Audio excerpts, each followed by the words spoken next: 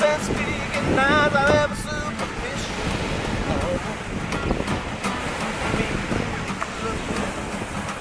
Keeps coming back home. Hello everybody, it's August 23rd, 2021, and I'm just a regular, average, everyday guy, and I'd like to weigh in on the things around the world that are happening. Boy oh boy, are we in some weird times. The dystopian landscape that we are currently facing is, I guess, seemingly insurmountable, only seemingly.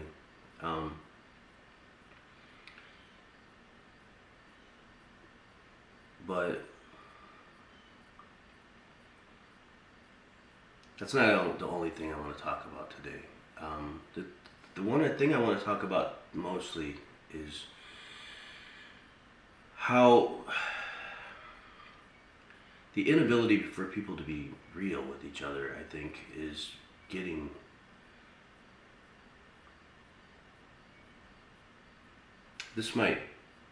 I might cut this and paste this, and I might have pieces cut in and out because I'm not exactly sure. I didn't prepare anything. I'm just speaking off the top of my head, and so I didn't prepare anything. I just wanted to talk about the things that are happening in the world.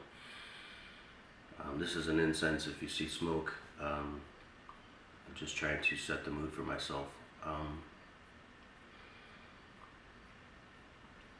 But when I look out around the world, or when I see what's happening, and I don't see much because I don't watch the news. I don't watch television. I don't listen to the radio. I've isolated myself from those things a bit. Good morning, by the way. Here's a little coffee. I find those things to be absolutely useless. Television, news, because once you have seen just how much mind control there is in TV, and you can hear the mind control in radio, like, you know, regular radio, not songs, but in the programming of the radio. They call these things programs for a reason. They call them radio programs, television programs. They're also called internet programs or computer programs. You know, everything's a program. The question is, what is it that you want to be programmed with? What do you want to be programmed with? Do you want to be programmed with drama? I mean, if you want to watch your average everyday television program, you're going to get a lot of freaking drama. And to tell you the honest truth, I don't really care for it. I did at one time. I watched a lot of television when I was younger, but as an adult, I have no use for it. I try to read when I can. I'm not much of a reader, as much as I'd like to be. I listen to audiobooks a lot while I work.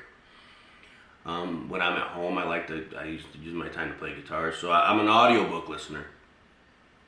So that's how I get my information.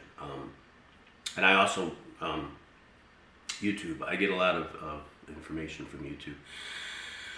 However, if you look at the landscape of YouTube currently, it seems as if YouTube is also skewing their information in such a manner as to make it so you only get the information that they pretty much want you to have. I think there's a few other things I wanted to weigh in on, but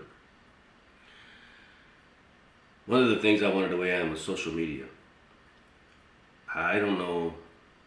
When I first started social media, I thought, what a great thing. You could reach out to people across the world. You could talk to people across the world. And, you know, what I found is that, unfortunately, there's a lot of people that just want to troll you and want to, instead of making things better, they just want to make things worse. They want to troll, and they want to. When I was going through my suicidal point, and you know, if you've seen my videos, or if you know me at all, you know I went through some suicidal points and some suicidal times in my life. When I was going through that, there were people that actually told me, just do it, just do it, and doesn't help, man. It doesn't help.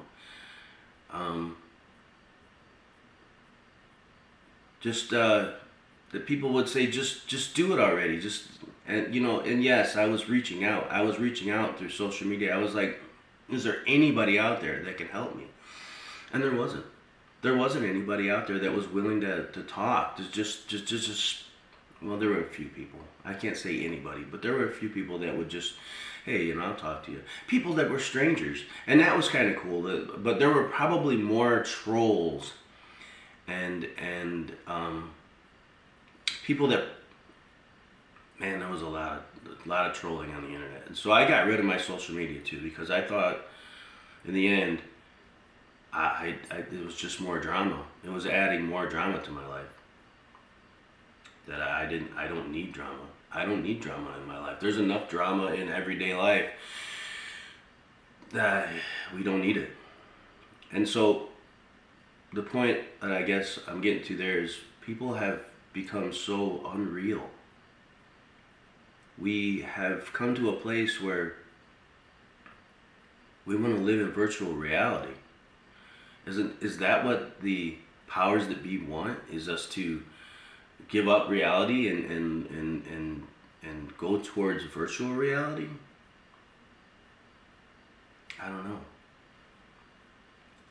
know. I'm a Max Egan fan, and I've listened to a lot of Max, and he made a comment one time that I had to think about it, because I don't know how I believe about a lot of things, and I don't know what to believe about a lot of things, because who knows what the friggin' truth is about most things. But Max Egan said that, he said, how is it that humans can be this evil and dastardly to each other? And this is paraphrasing, and this is not exactly what he said. How is it that humans can be this evil and dastardly toward each other as to look around the world and see what we're doing to each other? It almost doesn't seem like humans could be that evil to each other.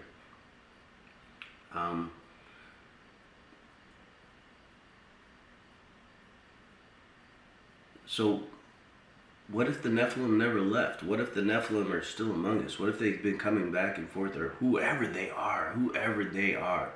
What if they are alien?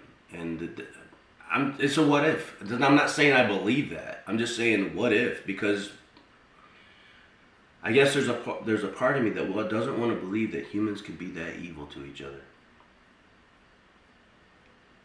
I just don't want to believe that. God, I don't want to believe it. But it seems sometimes that humans are that evil to each other. Personally, I have the biggest heart. I'm a loving, caring person. I love it. I care for everyone that is in my sphere of influence as much as I possibly can. I have my own life that I have to live. I have my own things that I want to do for me. But I try to be an honest, caring person. And honesty is another thing that is so rare these days. I guess, especially where I live, I had seen a psychologist for a while for some suicidal issues that I were having. And she's from Canada, and she initially, and she had told me when I moved here, I couldn't believe just how fake everyone was. She said, and this is paraphrasing as well, she said that people will be nice to you in front of your face, and yet as soon as you turn around, they'll stab you right in the back. And she said, because I told her that I feel like that sometimes. And she said, I want to absolutely validate how you feel, because that is the way it is here. She said, in America, yes, but especially in the area that you live in, like the Northwest Indiana, Chicagoland area. I'm basically Chicagoland area. I'm from, I'm the suburbs of Chicago. That's just the way people are here. They'll be nice to you in your face, but as soon as you turn your back, I don't know. And I try not to be that person. I try to be honest, always honest, because at least people know how you feel. Well, we live in an age where it seems as if everybody wants to go virtual because, I don't know, life tends to be complicated, I guess. I love my son. He's a great human being, but he spends a lot of time virtual. I don't know. Maybe that's good. Maybe it's bad. Maybe I'm just old and I don't see the relevance of virtual reality. Maybe I should. Maybe I should go virtual. I tried virtual. I tried virtual friendship as social media, and it didn't work for me. It was actually pretty. That was one of the things I think that drove me to find a psychologist, because not only are people evil to you in person, I guess, around here, but people will be really evil to you on the internet. There's no accountability there.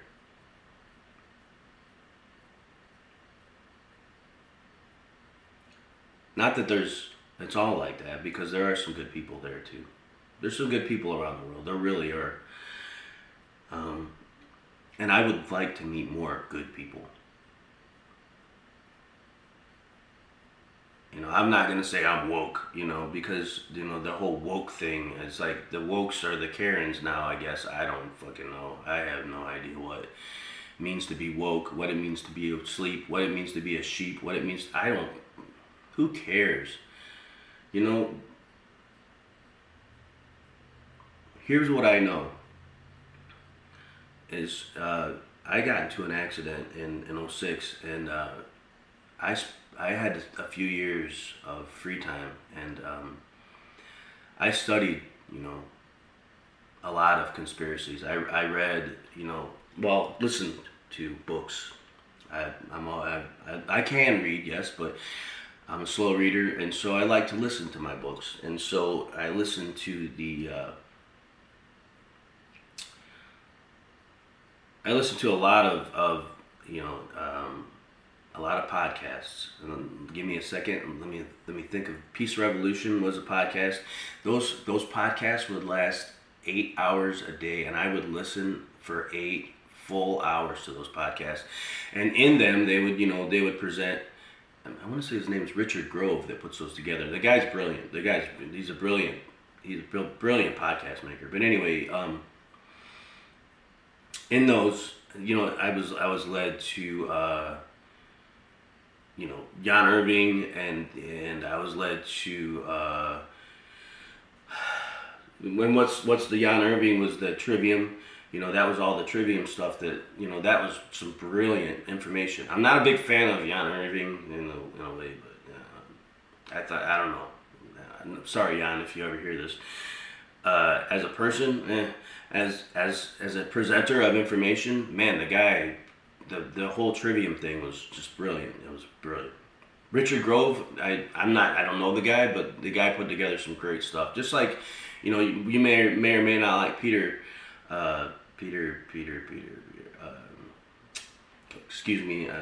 Zeitgeist guy, Peter Joseph.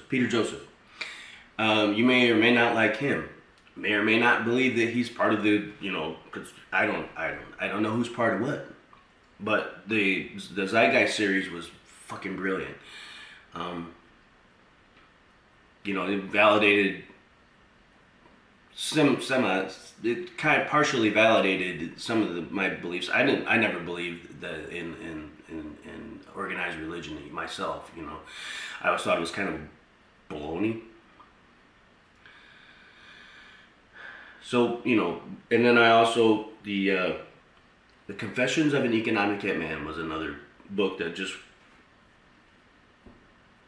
blew my mind open, just as to what the government is capable of. and I cannot remember the writer of that book. I wish I could. And another was, and I cannot remember what. This may be cut right here because I can't. I gotta think of what the guy's name was.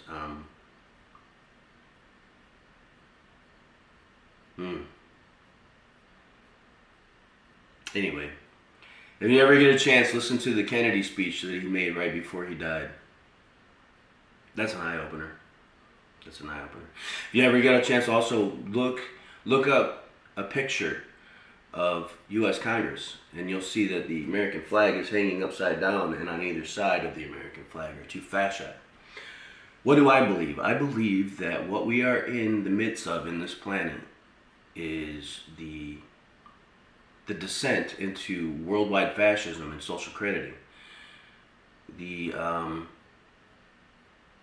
I'm not sure what is in the mixed drinks that they are trying to force on people.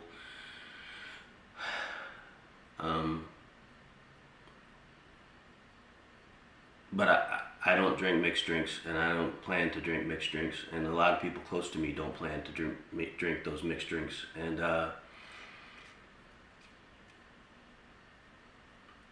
but I'm not positive. Here's the thing. If somebody offers you money to drink their mixed drink, man, I don't want to drink that mixed drink, man. I'm not. If you're offering me money to drink your mixed drink, I ain't drinking it. I ain't drinking it. Especially when the government is trying so hard to get you to drink that drink. I don't drink the Kool-Aid, man. I don't. No way. No way. But man, we are in a weird time in our planet, man, in our history. And I can't say much, as in the past, I've only been a Clicktivist, and I want to start going to more rallies, perhaps in my area. I want to begin talking to more people, because what's going on is, it's actually quite scary. It's actually quite frightening. If you allow it to be. I have hope that humanity will wake up. Not be woke, but wake up. Look around you. And I get it, man. I get why people will remain asleep. I get that because I did it. If you watch my video that I made for those considering suicide, you'll see that, you know, when I was in 1990, whatever year it was, 1999, whatever year 9/11 happened, 99 or whatever the heck year it was. It wasn't long after. I mean, at first I was like everybody else. I was like, oh my God, we got struck by terrorists. Oh my God, we got hit by terrorists. And it must have been about a month after the hell happened, and I was like, wait, what? And if you go back and you listen to my, I wish I had some of these things on hand to show you. But if you listen to my SoundCloud, you can hear my song 60 Spills, and you can hear that, you know, we made that song. Well, we started putting it together probably months after 9/11. But it was probably a month after 9/11 that I actually, you know, became astute as to what was going on. But you go listen to it, and it's, you know, Bush giving this speech, how, you know, it was all planned, and, you know, we manipulated Bush's voice. Yes, we did. But, you know, at the end it says despicable freedom, because that is what they hate. That's what they hate. Whoever they are, I don't fucking know who they are, but whoever they are, probably the billionaire class. They hate freedom. Apparently. Apparently.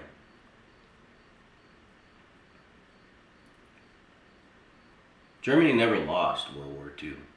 They just pretended like they lost it. Fascism never died. It just grew. It just went into hiding.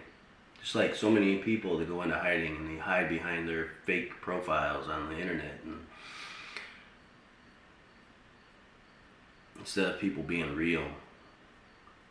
People don't like it when you're real. People like to pretend.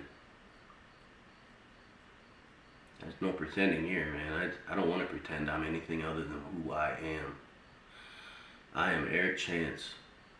That's not my full name, but that's my internet name. It's close enough to my real name.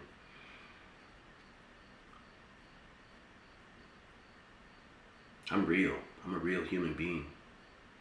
I aspire to stay real. I don't know. I mean, if you hear this theories, I don't fucking know. I mean, the theories that the mixed drink is a transhumanist thing. I don't know. I don't know what's true. I really don't know what's true. I'm just an average dude trying to live my life, trying to play some music.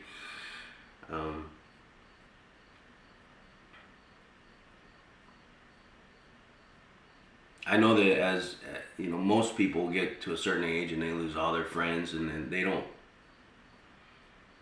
You don't have friends as you get older. I get that. I used to have lots of friends, lots and lots of friends. I used to know everyone. My wife used to be just befuddled by the idea that I could just like walk into a movie theater or anywhere and just know someone there. And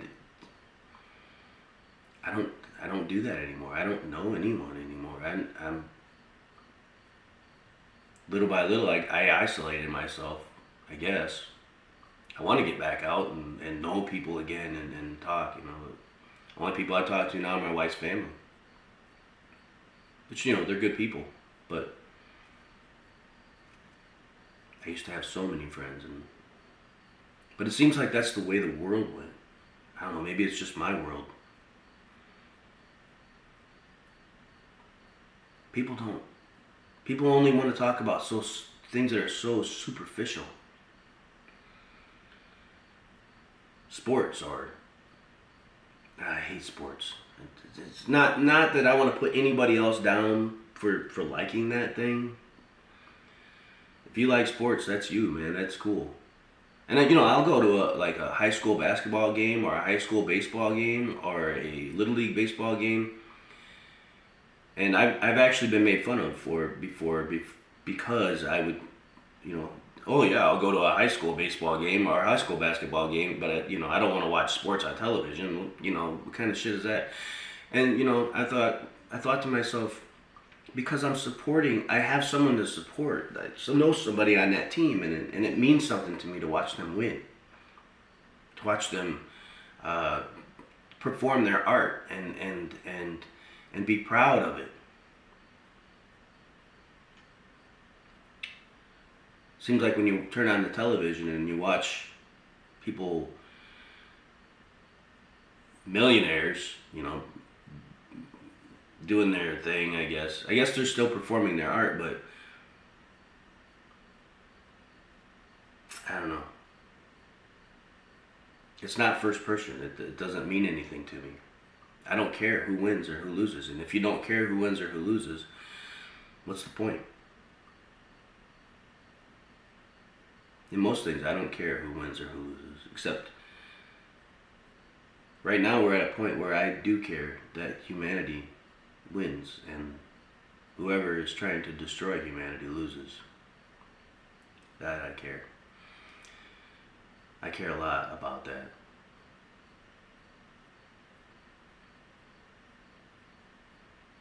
What happens now means a lot.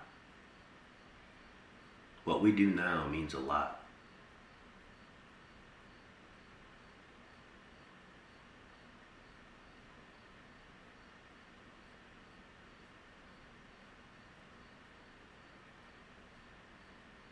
It's all about love. Not love in the sense that, you know, oh, I love you.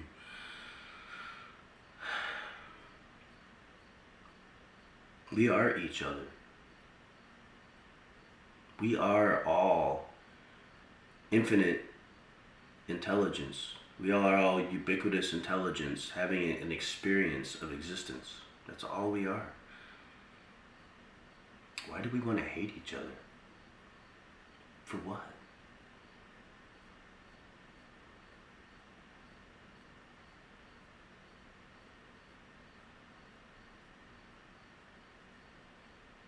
Why do we want to destroy each other? Why do we want to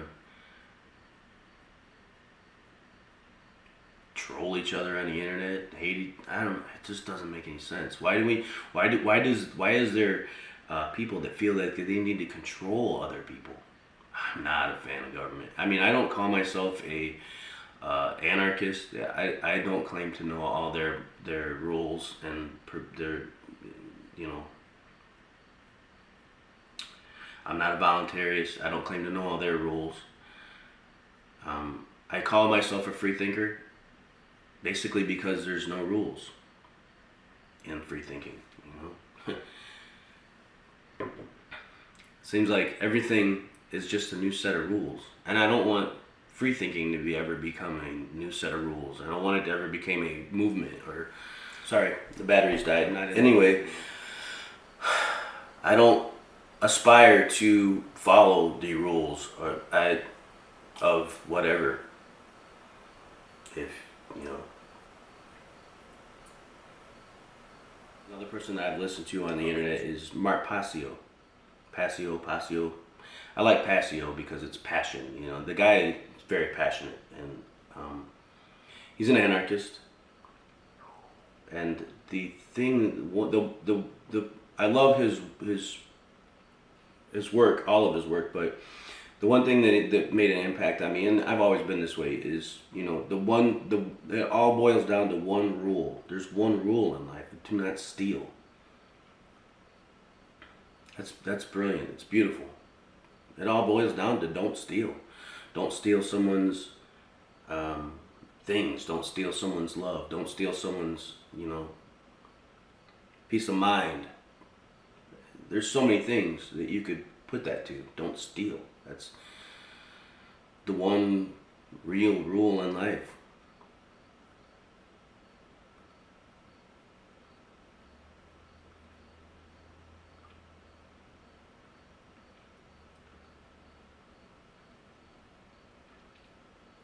But there are factions in the world that don't adhere to that. And unfortunately, they got themselves in offices of control. My take on government, what is government for? Actually, nothing. What I feel government could be used for? Well, government actually means gouver, to control, and mente, it actually means mind, to control your mind, to control you. So I'd take that word out completely and just call them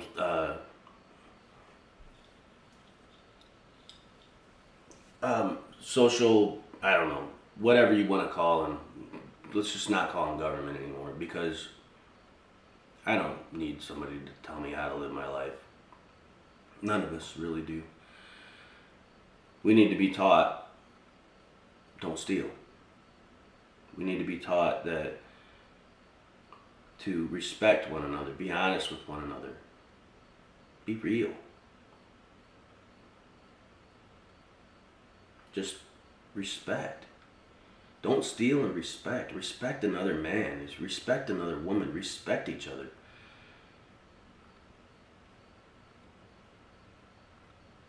Respect just means look somebody in the eye and tell them the truth. Be honest. What they do with that honesty is up to them. Gosh, we've got ourselves in a conundrum right now. We got ourselves in a pickle, man. If we don't pay attention, things are gonna get a lot worse. I don't want to believe that things are going to get a lot worse. I want to believe that we can actually come together as a human race and make things better. There's got to be a way. I plan to stop being a Clicktivist and start being an activist as much more as I can. I don't know where the rallies are. I have no idea. I don't know where people are sharing ideas. That's one of the things that's just it's dastardly brilliant, the thing that they put together, because they can tell you you can't gather and share ideas in person because you can't gather. You can't. Then now they want to shut down media. That and who knows how many bots I was attacked by. So I would shut off my. I don't even. I think that some of the things that were attacking me may have been bots, and I think I still may be being attacked if I share too much information by bots. I don't know what's bots. I don't know what's real. I don't know. So I got rid of all my social media. I'll probably end up having to get rid of my YouTube eventually. Past that, I don't know. I just go back to being real, and let go of the internet, whatever it is.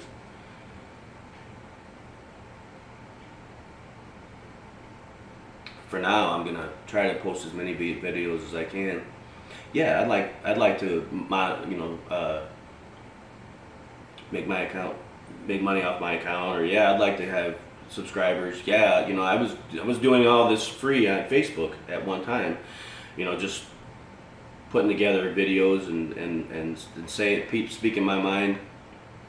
Not that I'm anyone special, because I'm not. I'm just another human being out here trying to live. But like I said, I got attacked by I don't know what it was, bots. I don't know what it was. But I actually did. I got attacked by some pretty nasty people. I don't know what they were trying to accomplish, and I was just like, I don't need social media. It's really not that important.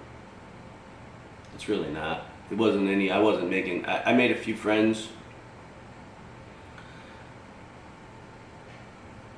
It was nice, I guess, in some ways to have connections with people, but. Like there was a guy that, believe this or not, there was a guy that believed in my music and my desire, my love of music so much that he actually got a hold of me on Facebook at one time, and he said, "Hey, I got all this music equipment. I gave up on music. I don't want you to give up. I want you to try. I want you to make it. I want you to get there because I love your music." And what a beautiful thing that was, Do I feel like I'm the greatest musician in the world? No. Do I feel like I've written some pretty goddamn good songs? Yes. And does my performance of them spectacular? Fuck no. I got this pinky that it doesn't bend right here. It stopped. That happened to me in 2006. So playing guitar is really challenging, and like playing solos and stuff, man. I got these short fingers anyway, so like getting these crazy chords on the guitar, nah. I played what they call them, cowboy chords, I could play bar chords, and but going crazy. I'm really a bass player. I've always been a bass player. But we've come to a point where, like I said, people don't get together anymore. I tried to make it work with the band, and I went pretty far with a band called Dirty Energy, and it was beautiful. It was a beautiful thing. It was and I don't feel that I'm better or anyone is better than me, but I'm not prejudiced at all. In fact, I embrace cultural differences. I can look out and see that people have different cultures and different colors of their skin, and that's yeah, I can acknowledge that.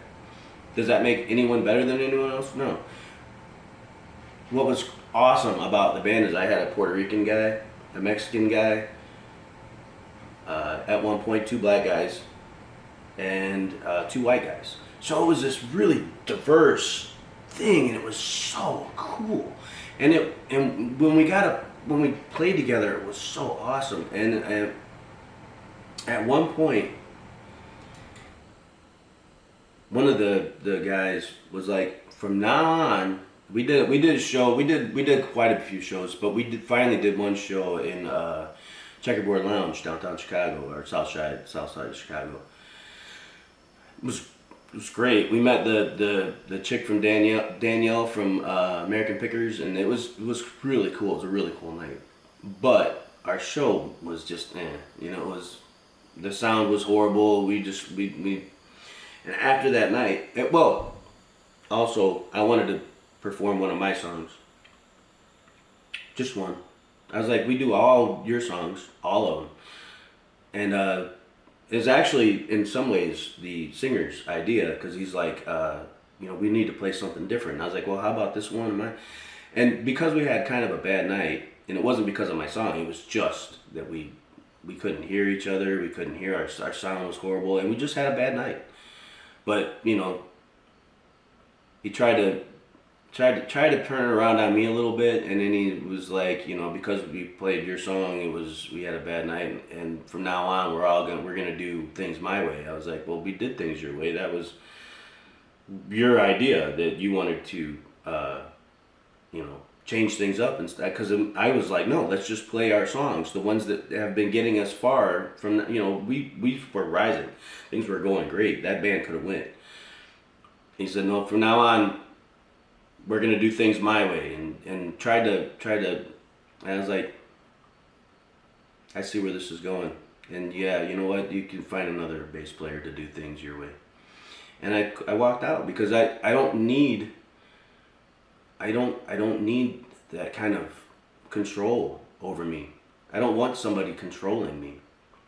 It's not about control. It's not about we control each other. It's about we got together and we made music. We got together and we had mutual respect for one another, and we wanted to share art together. And if that's not that, we're not sharing art together, we don't have mutual respect for one another, I don't want nothing to do with your project. You could take your project and shove it up your ass.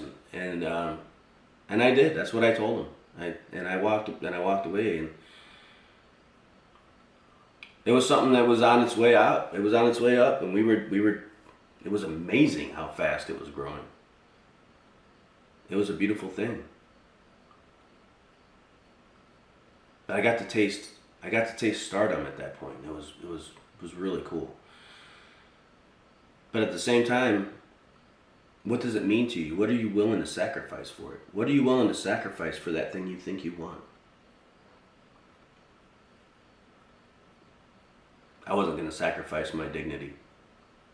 I'm not your bitch, you know? So I didn't. Not that the band, you know, stayed together and everything, they went up and they went on to fame, and everything just kind of fell apart after that. But it was cool. It was cool to watch it ascend the same way that America has ascended, and it seems like the more that the powers that be want to put the clamp down, and you're gonna do what I say, the more we just gotta say, no. Nah. It's my life, and you're not gonna fucking tell me how to do it. This is my life. You're not gonna tell me what I can and cannot do in my life. Sure, I have to have respect for my fellow man. Sure, it's nice to have some sort of like guidelines to follow. It's great. Get back to what I was saying earlier. Government, their use would be to, yes, take control of roads and build them.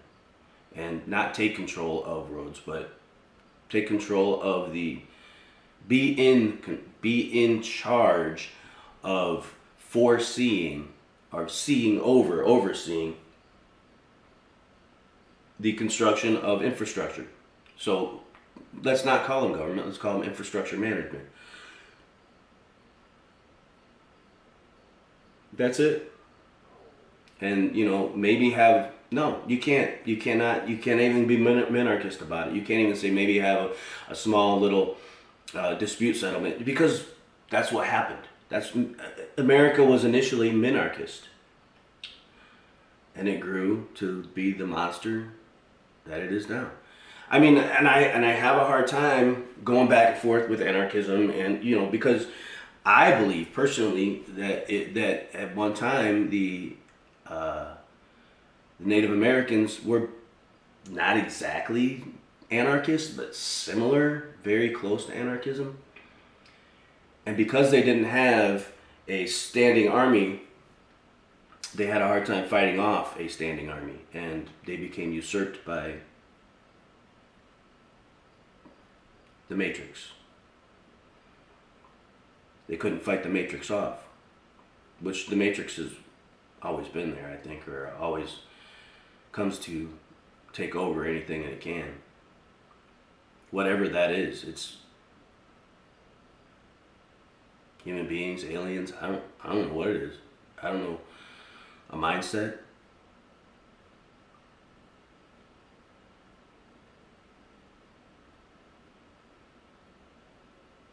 I don't know. Narcissism. Is it human narcissism? Is it psychopathy? I do believe there's psychopaths. I don't know if I've been in contact with them or not. Perhaps. I believe we all have. Narcissists? Absolutely.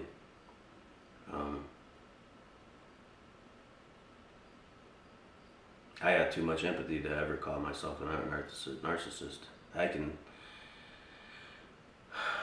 perhaps empathize with a narcissist. I mean, I tend to be slightly self-centered due to my upbringing. I had me growing up. My father took off when my mom died when I was 3. My father took off when I was 9. And I had me. All I had was me growing up, and so that tended to make me self-centered. It did, because I was plunged into self-centeredism, if that's a word. I had to. I was surviving. I was plunged into survival mode, and I had to take care of me because nobody else really wanted to. Not that it was anybody else's job to take care of me. But we live in a society where you're not supposed to be taken care of. You're not supposed to take care of yourself until you turn 18. Well, I was. I was homeless at 14, 15-ish for about 6 months, and probably a little longer. And when I say homeless, I wasn't living on the streets. Well, at times there was times. I never was a city dweller. I always lived in the suburbs, so it's a little different. And I had people that cared about me. And if I ever needed a place, I had aunts and uncles and stuff. I could go crash for a couple days, but I never told anybody how homeless I was at the time. I never told some of my aunts and uncles because I didn't want to be a burden on them anymore, because I felt I was. Anyway, it's not that, it wasn't their place. They didn't have to take care of me. It wasn't their place. My dad screwed up. And it really wasn't even his place. We don't owe each other anything in this world. And you realize that when you grow up the way I have. We don't owe each other anything. I gave my son everything I could. I didn't feel I owed it to him. I felt I wanted to give it to him as much as I could, because I wanted him to have a better existence than I had. But nobody owed me anything growing up. And I guess in a way that helped me. It helped my mindset, because I never had this entitlement thought. I never have this thought that I'm entitled to anything. I have this thought that what I'd like to be entitled to is my freedoms. I'd like to feel entitled to that. But we can't even feel entitled to that.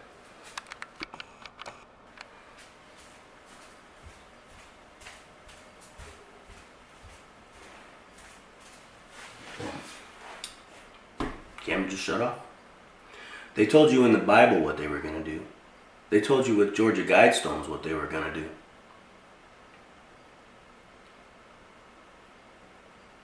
And now they're doing it.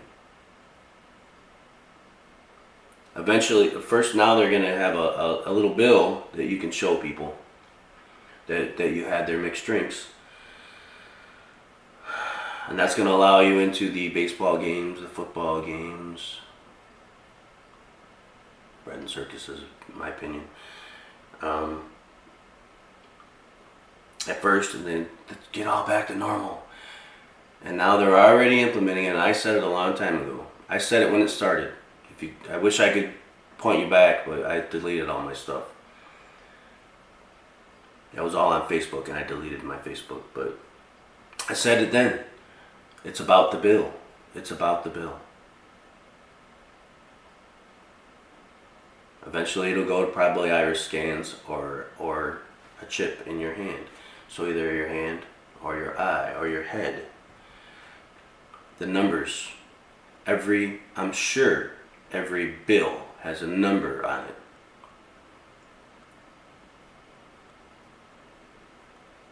The number of the beast, because the number of the beast is never 666. That's just a number to throw you off. 666 don't mean shit. The number is your social security number, because I'm sure eventually the bill is going to be tied to your social security number. That's the number of the beast.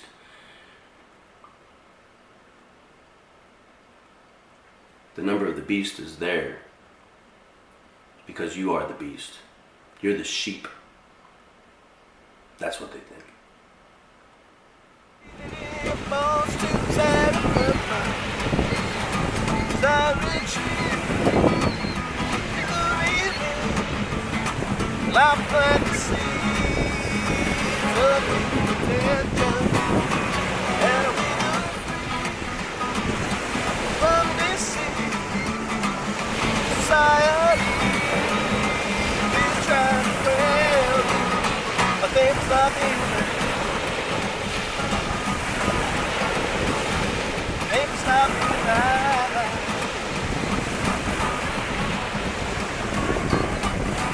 It's the right time.